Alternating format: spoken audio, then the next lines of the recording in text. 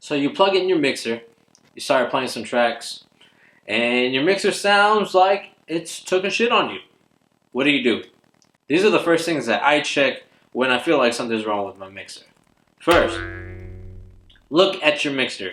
You might get caught up in the sound being so bad and all that you don't even look down and realize that maybe the knob's pushed way too far.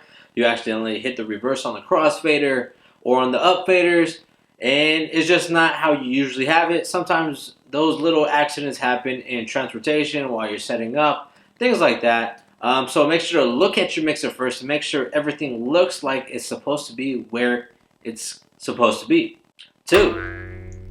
Check your cables. Wiggle them in the back. If you get some weird static and stuff like that, or if the sound starts to sound clean as you move them, then you got a loose or just a bad cable in general. You'll be surprised how many issues can be fixed just by swapping out the cables. Now, I know those $8 XLRs in the bins at Guitar Center are very nice and cheap, and yeah, they are, and I would be lying if I said that I've never bought some. You'd be surprised how many audio issues are fixed just with the cables themselves. A bad cable can really ruin your day. That's why people always recommend to have multiple of those cables on hand, especially if you're at an event where you're performing and you're setting up your own PA and all that. Number 3, if everything looks fine for your mixer and you swapped out the cables, you checked your mixer, all this and this and that, check your speakers. Sometimes it could be your speaker's fault. Sometimes you might have dirty inputs, and that could be causing the issue. So make sure to check your speakers as well. Double check.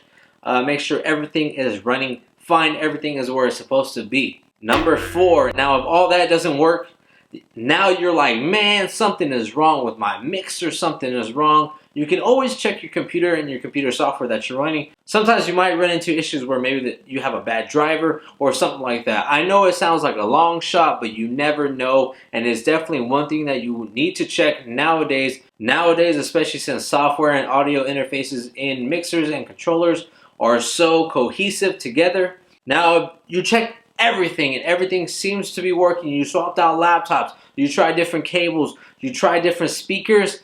Then, lo and behold, if you're a little bit on the brave side, you can go ahead, take off the faceplate, clean your mixer on the inside, put it all back together, make sure you have it all back together nice and ready, and then try it all over again. And if that doesn't work, then you might have to take it to a technician or send it somewhere else. Now, you can do basically all those things. I wouldn't recommend doing the very last one, taking off your faceplate and taking your mixer apart at a gig. But for the most part, you can pull off a lot of those other things live at mobile gigs. Say if you have another sound source. Nowadays, with powered speakers having their own built-in crossovers and stuff like that, you can definitely link 2 speakers together and run a phone directly into the speaker to buy you some time while you double check everything. So there you have it. I hope you guys enjoyed this video, and I'll see you on the next one.